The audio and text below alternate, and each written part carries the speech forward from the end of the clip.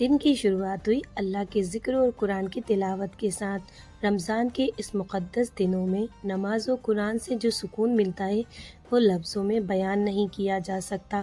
عبادت سے دل کو نیا حوصلہ اور روح کو تازگی ملتی ہے۔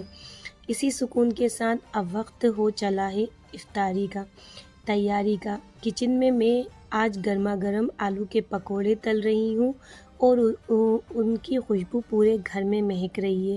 ساتھ میں بنائی ہے وہیں سب کی فیوریٹ چٹپٹی چنا چاٹ جو دسترخوان کی رونق بڑھا دیتی ہے۔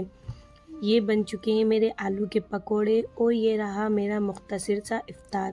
بس اب افطاری کا وقت ہونے والا ہے۔ دعاؤں میں پوری امت کو یاد رکھیے گا۔ اللہ ہم سب کی عبادت اور روزہ قبول فرمائے۔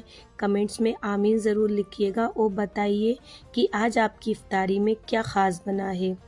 ملتے ہیں نیکسٹ ولاگ میں۔ اللہ حافظ۔